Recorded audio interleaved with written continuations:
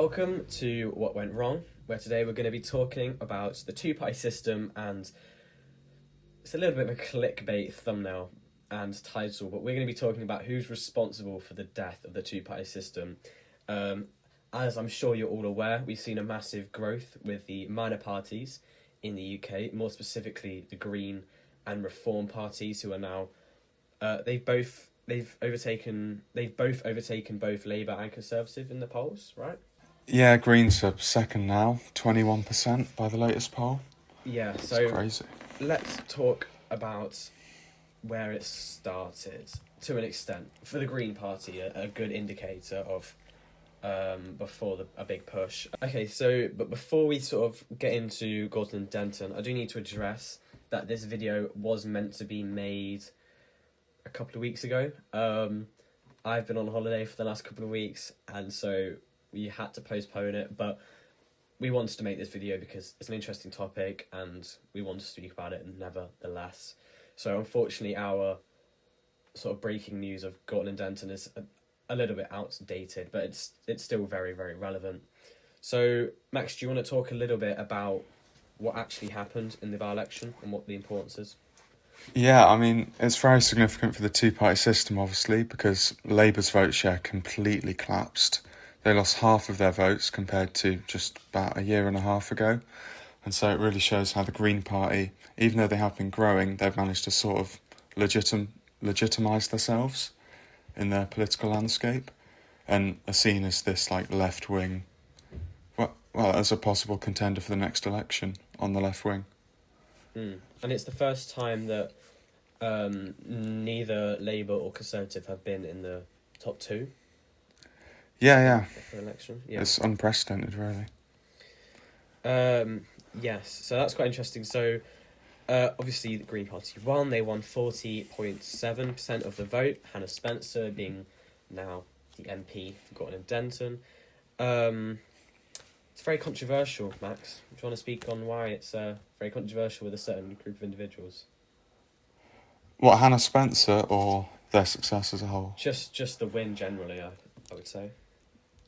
Well, there was a lot of accusations of family voting in Gorton and Denton, and I think it affected about 10% of votes. So it wouldn't have affected the final result based on who won and how they won by 12%. But it was prevalent, and even like The Guardian, which is a very left-wing paper, reported on this. And so Matt Goodwin complains a lot about sectarianism and how people are just voting Green because politics is increasingly divided and they're just forcing Muslim families, due to the decently high Muslim population, according to the Reform side, are forcing their family members to vote Green.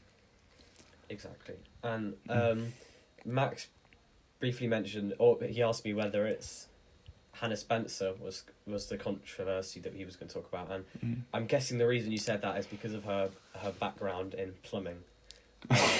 Some people are slightly prejudiced against. If you're not aware, she very much positions herself as the ordinary person from a humble background. You know, she came from plumbing and not from politics specifically, which for some people they like because it's down to earth. It's more human, but a lot of people, I would say fairly so, do not like this and kind of claim it just to be uneducated and just a bad choice.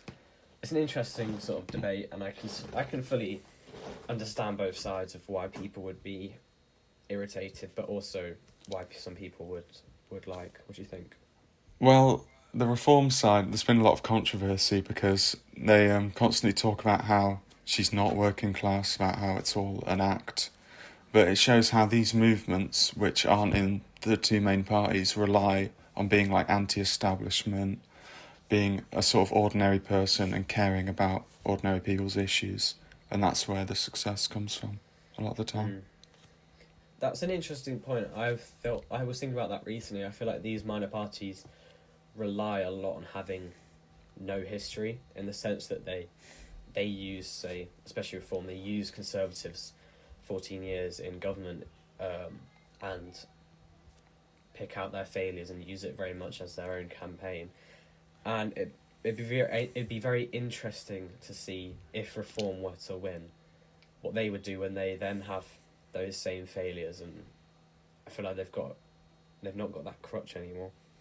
Yeah, interesting. Well, I mean, the Reform Party has took control of a lot of councils, and they've been coming under a lot of controversy, particularly with people like George Finch, who's the 18-year-old councillor. Warwick. They're seen as, yeah, I think so. Mm. He survived a vote of no confidence the other day somehow, and they're seen as quite unprofessional. So I think the problem will be for Reform is once they start getting positions in councils with mayors like the mayor of Lincolnshire, they're going to be more heavily scrutinised, and they're going to have to prove to people that they can actually govern. Sorry, can I just put this in as a side note? Yeah. Fairly recently, George Finch. Is it George Finch? You say? Yeah. Yeah. He went to Warwick University to speak to students, and I nearly was able to go. I can't remember exactly why I wasn't, but I nearly got to go and go to his Q&A, which would have been interesting. I would have quite liked that. But Yeah, I don't think he's quite popular with that portion of the population. My friends there said that they didn't like him very much. I saw some clips that they posted of him, and I don't think he had a great time. But anyway, well, back onto this, yeah. Yeah, the next kind of important context for Gorton and Denton is the Muslim influence, I suppose is the phrase, or they have sound like the Daily Mail. No, I just didn't know how to phrase it. They have a fairly high Muslim population, not nearly as high as many people are making out to be. It's around 20%.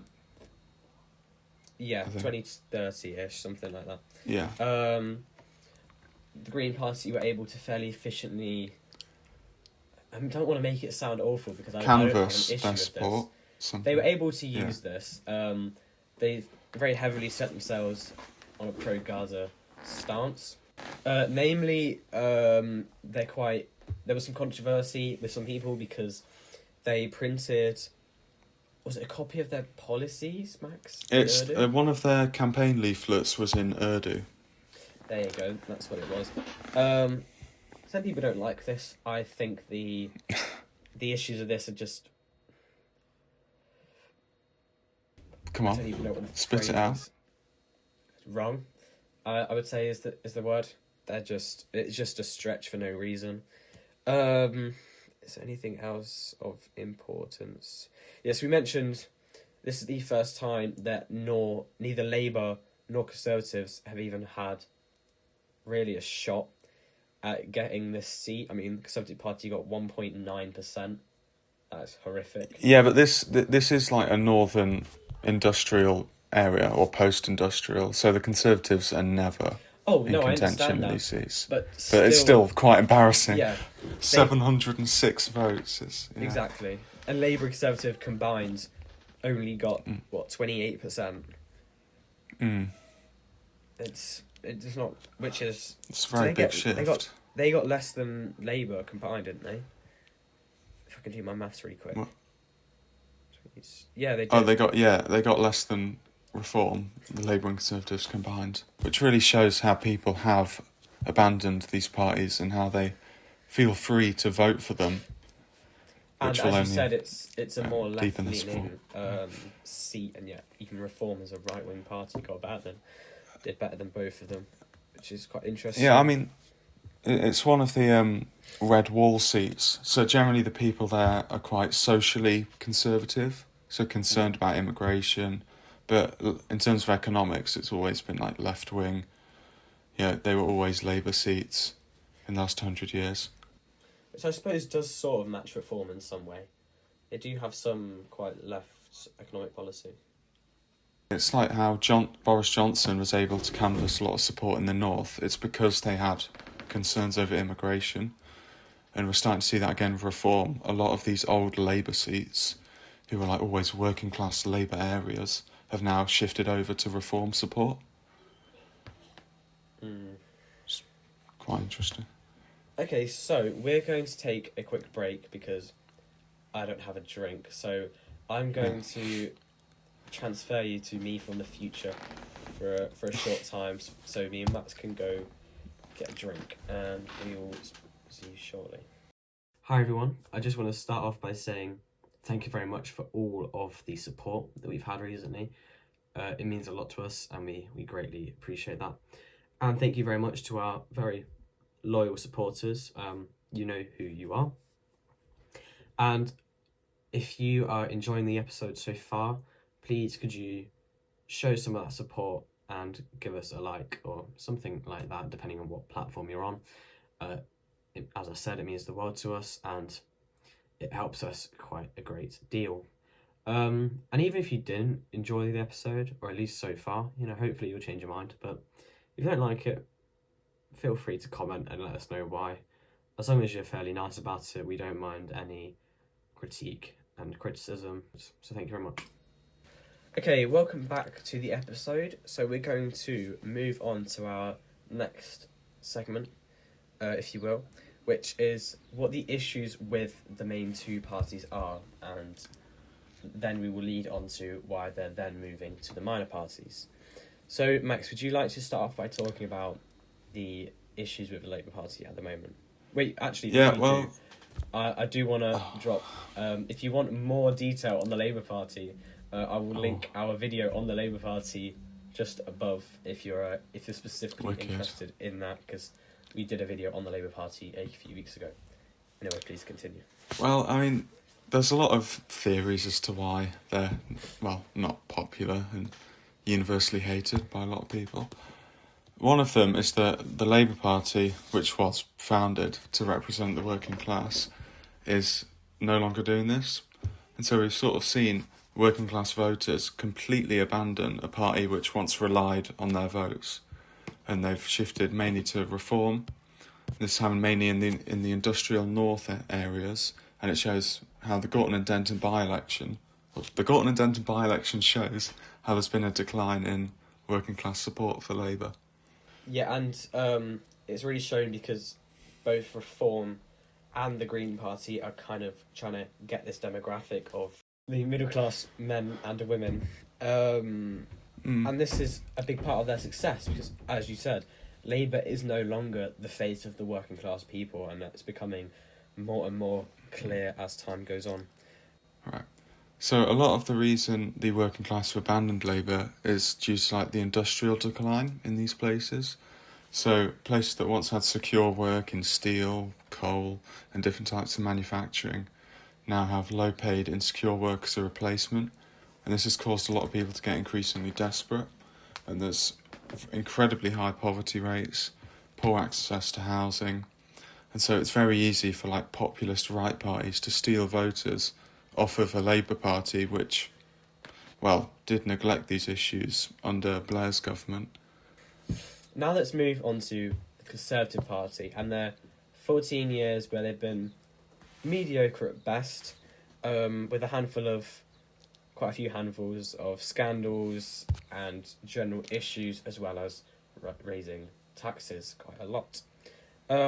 Generally, the right side of politics just do not trust them, as they have failed in a lot of their promises, as it were, during this time in government.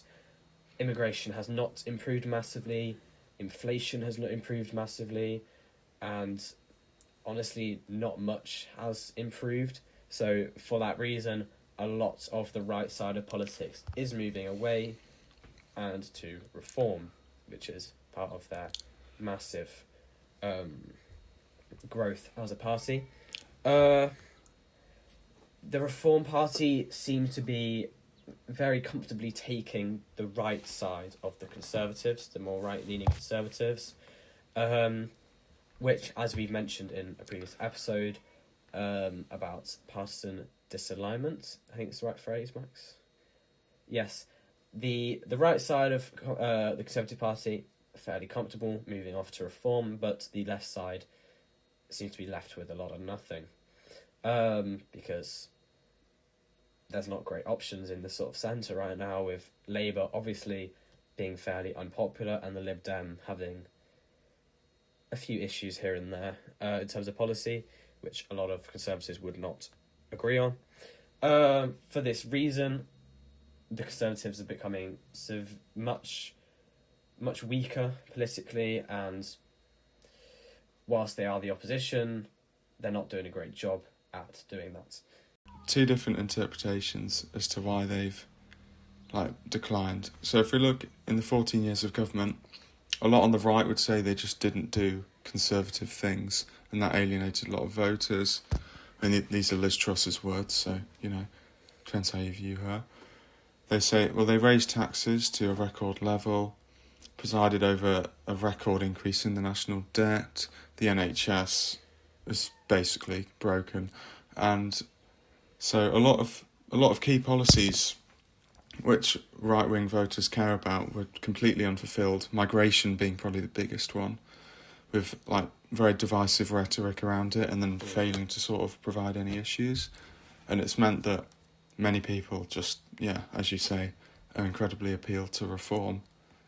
There's this new sort of resurgent wing on the populist right of politics. So let's talk about the appeal of reform. Yeah.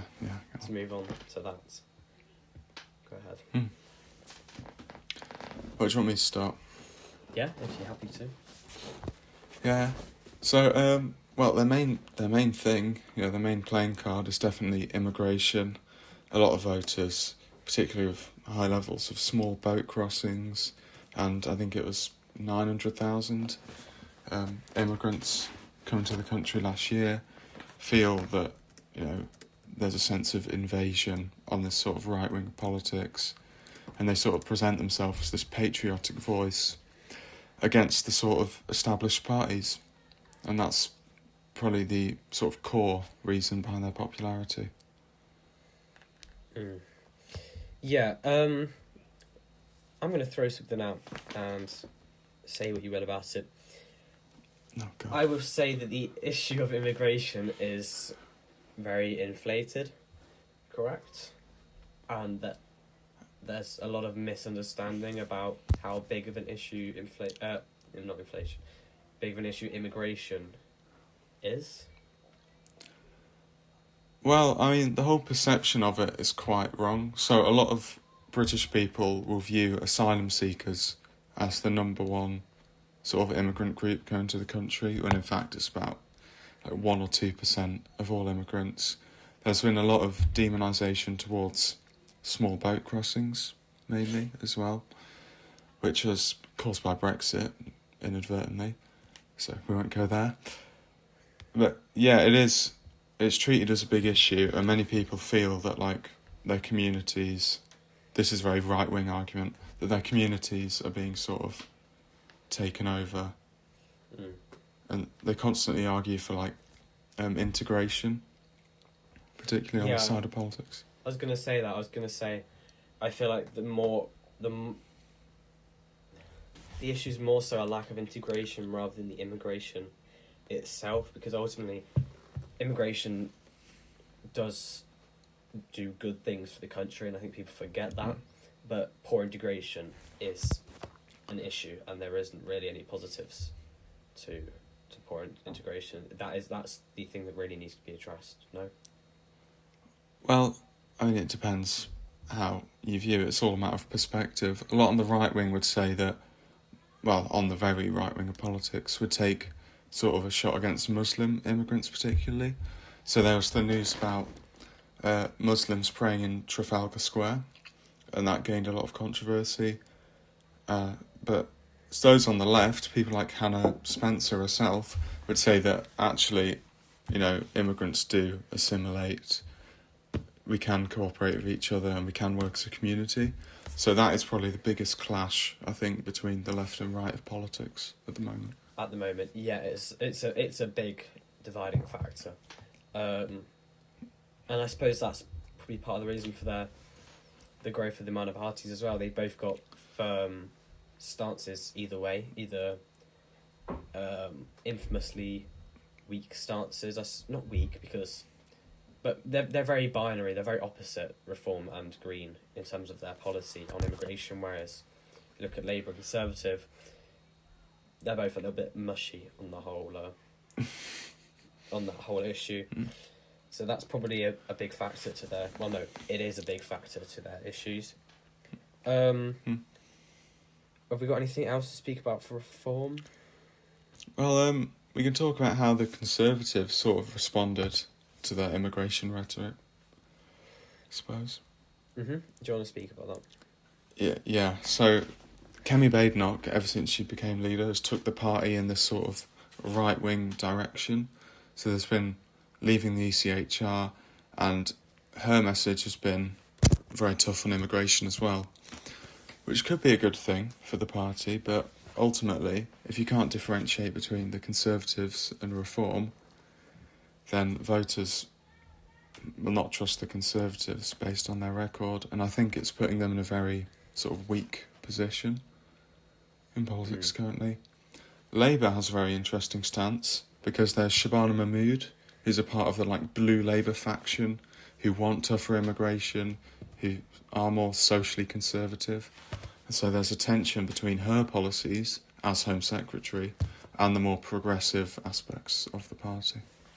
I'm just going to sort of drop in, not really to help anything, but I was going to mention we do have an episode in the next few weeks, hopefully, specifically on the clash between the Conservatives and the Reform Party, and kind of what the Conservatives will need to do to regain their power, in which we're hopefully going to have some special guests on. So make sure you're tuned for that, because hopefully that'll be a good one. Yeah, so I can't remember what you're saying now. The whole immigration thing, very divisive, very important for specifically Reform's growth. I mean, it is central to their policy. It kind of defines them quite a lot, which I would say is a flaw, but it depends on how you look at it. Okay, I say we just move to the Green Party. Yes? Yeah. Okay, so what's the appeal of the Greens? Taxation is a big thing. I mean, the amount of times that Zach Palensky has talked about taxing the multimillionaires and the billionaires more. Yeah, it is his favourite line. Exactly, he makes it very, very clear that is what the Green Party is all about. It's about taxing the... Does he say the ultra-rich or the mega-rich? What does he say? I can't remember. All of them in the same No, sentence. he specifically says taxing the mega-rich or something like that. It's Yeah, all yeah. about taxing that very, very top 1% in society, which obviously, as the party trying to become the new working class party in some ways, moving away from traditionally just being all about climate change and more about the working class, it's doing good numbers for them, as you can see by the polls. Yes, rejection of austerity, advocating for more funding for public services, specifically the NHS. This is a fairly big one for them, especially as we talked about with the recent 14 years of Conservative Party as the government, which infamously austerity was a big part of their time in government. So the Green Party are fairly comfortably fighting against those issues that have been around before, strongly against that. Do you want to talk about the nationalisation? Well, yeah, do you want to go over what austerity is before we sort of move up the block? Yes. So, yeah. Can I take that one? Yeah. Yeah, So austerity is the idea that governments want to reduce a budget deficit by cutting spending or raising taxes, or some mix of the two. So this was straight after Cameron and Osborne came in. They inherited a £170 billion deficit. And while Labour planned to cut spending, the Conservatives, part of their appeal in that election was to just dramatically cut welfare spending as a whole in the country. And it's a very controversial policy, very much hated on the left-wing side of politics, and did cause a lot of the issues with the NHS and education. Yeah. And people like Jeremy Hunt, who were Health Secretary, you had Michael Gove as Education Secretary, they were hated at that time period by the accounts I've seen.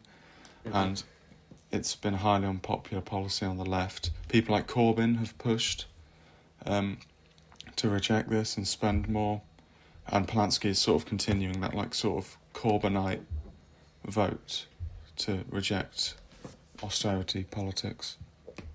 Yeah, That's because a part lot of of their people, a lot of people just see Yes. austerity as a lack of willingness to invest in the country, which obviously when you phrase it like that, you can see why that's very unpopular.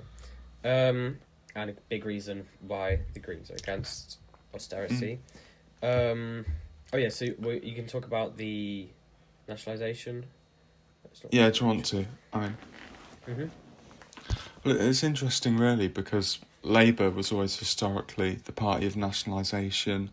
They had the Clause 4 appeal to like, what was it? Take into public ownership the common means of distribution, blah, blah. But the Greens have now very much took nationalisation, which is a very left-wing policy route, and they've took it and said, we want to take the water industry into control, we want to continue rail being renationalised, and it's going along this whole idea of privatised systems failing, being seen as very profit-oriented, inefficient, and a burden on taxpayers' money in a lot of cases, especially the railways. And so that is part of their... I think that is a good strategy and part of their way to sort of appease left-wing voters. Because Starmer, as a centrist, in like the water privatisation, has refused to reverse it. And people are very frustrated, particularly about that one. Yeah, exactly. Next one being their obviously very progressive politics, which is quite interconnected with the leniency in terms of immigration. This is, for a lot of people, the reason why they're very against the Green Party, but also for many, it's very attractive for many voters, many people who don't see immigration a bit differently and have a more, I don't know how to phrase it. Right. Sceptical? Yeah, more skeptical to how severe an issue it is, and kind of want to take a more human approach. I don't know if I can say that. Yeah, that's what they say. It's like... Yeah, a more humanist treat them approach. Yeah. And try and be less strict about it, which is very popular to many, especially young people, who don't have the same prejudices as some older individuals. Oh, I mean, some of it's prejudice. I mean, generally, the UK and Europe, in terms of like other European countries, have an extremely left-wing young population, which is quite strange because a lot of populist movements like the German AfD party rely on young support, and throughout history right-wing movements have been quite appealing to the young. So it's weird to see Reform just not follow that trend and rely on a lot of older voters who would have been voting Conservative in a lot of cases. Yeah, it's a good point actually. It's all the older generation. They're not really... I don't know whether that's to do with Green or not, but they're not really seen to be the radical... Well, not radical, but the big change party. Green seem to be that kind of big change movement that attracts the young people rather than Reform. And there's a plethora of reasons why that would be, which again we probably will cover in the next episode. Yeah, I think that's the end. Are we happy with everything, Max? Yeah, I think it's good.